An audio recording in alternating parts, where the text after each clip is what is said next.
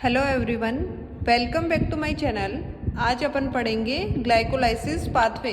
इससे पहले एक वीडियो बनाया था ग्लाइकोलाइसिस पार्ट फर्स्ट, उसमें अपन ग्लाइकोलाइसिस का बेसिक देखा था।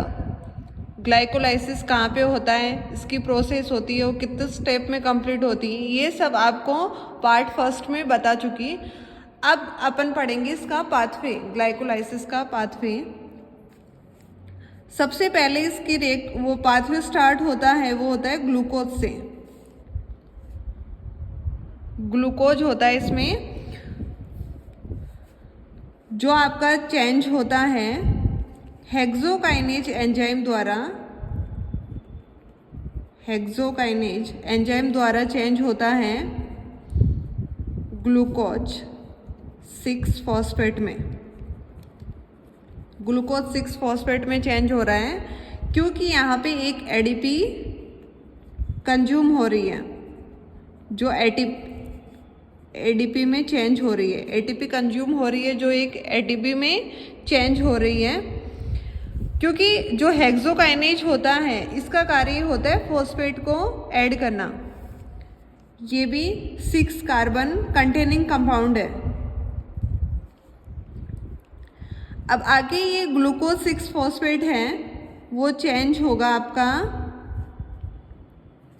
फ्रुक्टोज 6 फॉस्फेट में।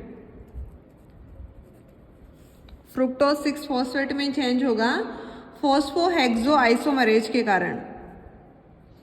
फॉस्फोहेक्सो आइसोमरेज के कारण फ्रुक्टोज 6 फॉस्फेट में चेंज होगा। ये भी 6 कार्बन कंटेनिंग कंपाउंड है। ये एक रिवर्सिबल प्रोसेस है, मतलब ये वापस जा सकता है इसमें ग्लूकोज 6 फॉस्फेट में और वापस आ सकता है फ्रुक्टोज 6 फॉस्फेट में, मतलब ये रिवर्ट प्रोसेस है। अब आगे अपन देखेंगे वो है फ्रुक्टोज 1,6 डाइफॉस्फेट में चेंज होता है और वो होता है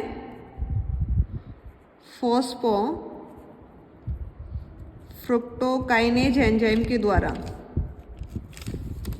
फॉस्फोफ्रुक्टोकाइनेज एंजाइम के द्वारा चेंज होता है फ्रुक्टोज 1,6 डाइफॉस्फेट में।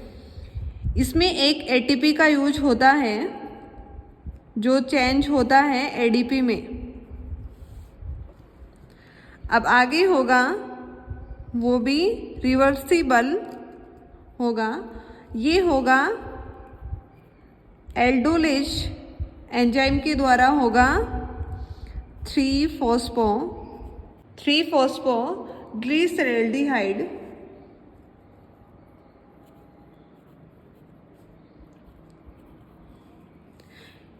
इसमें 2 प्रोडक्ट बनते हैं एल्डोलेज के द्वारा।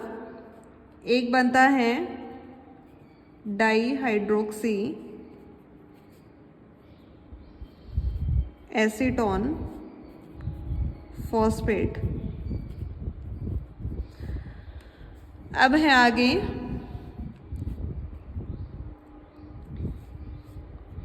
उसमें होता है ग्लिसरैल्डिहाइड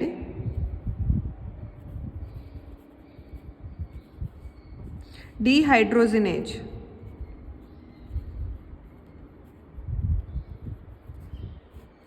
डिहाइड्रोजिनेज एंजाइम है जो चेंज करता है 1,3 डाईफॉस्फोग्लिसरैल्डिहाइड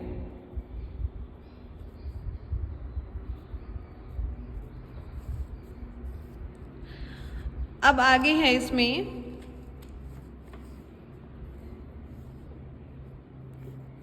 ये रिवर्सिबल प्रोसेस है, ये भी रिवर्सिबल है।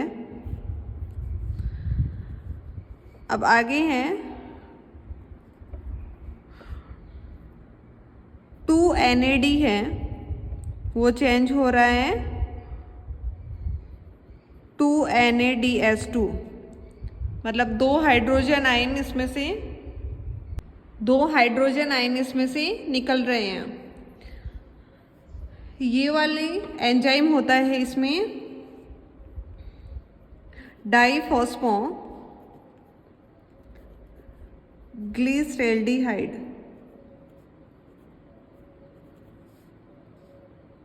डिहाइड्रोजिनेज जो चेंज करता है इसको डाइफॉस्फो ग्लिसरेलिक एसिड।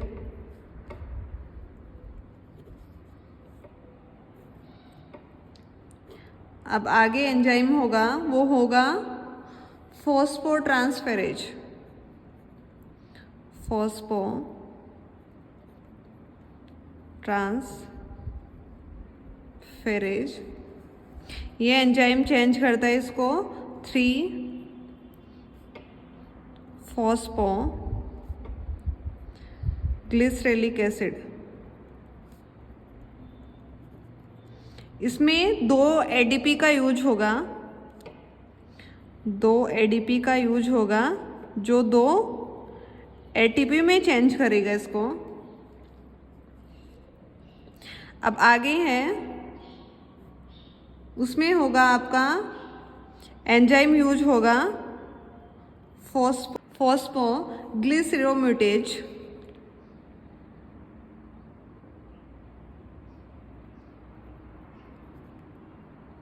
जो चेंज करता है 2-फॉस्फो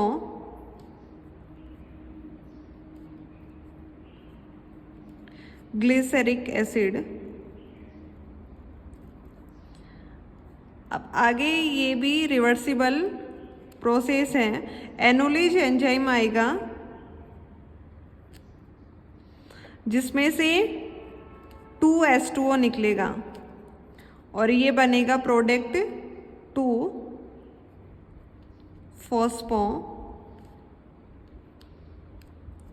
इनोल पायरुविक एसिड। और लास्ट इसमें प्रोडक्ट प्राप्त होगा अपने को पायरुविक एसिड।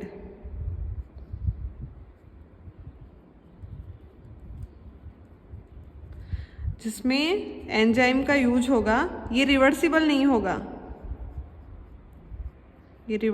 नहीं होगा, इसमें यूज होगा पायरुविक काइनेज का, जिसमें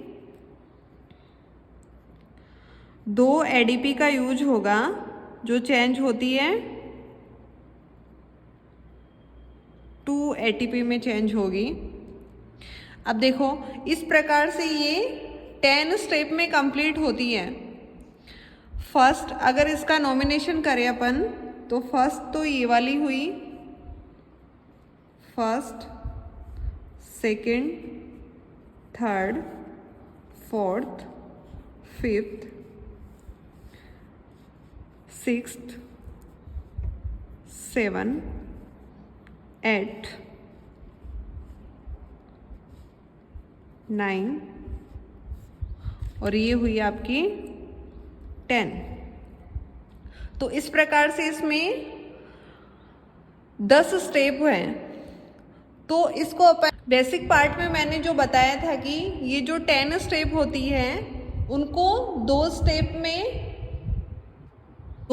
में बांटते हैं। एक तो 5 तो हो गई 1 से 5 और 5 हो गई 5 से 10, तो 10 स्टेप हो गई। इसमें तो माइनस एटीपी हो रहा था और इसमें प्लस एटीपी हो रहा था, मतलब इसमें तो जुड़ रहा था और इसमें निकल रहा था। अब देखो ये 6 कार्बन है, ये भी 6 कार्बन है। फिर इसके आगे ये फ्रक्टोज काइनेज,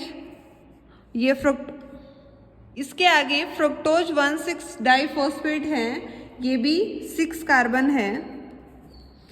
फिर ये फॉस्फोग्लिसरेल्डिहाइड है, ये 3 कार्बन है, मतलब इसमें 3 ही कार्बन है और 2 मॉलिक्यूल हैं। और फिर बाकी में सब में 3 कार्बन होगा। बाकी सब में जितने भी स्टेप हैं उनमें 3 कार्बन कंटेनिंग कंपाउंड होता है और 2 मॉलिक्यूल, 3 कार्बन और 2 मॉलिक्यूल होता है। इस प्रकार से ये आपका पाथवे कंप्लीट हुआ ग्लाइकोलाइसिस का।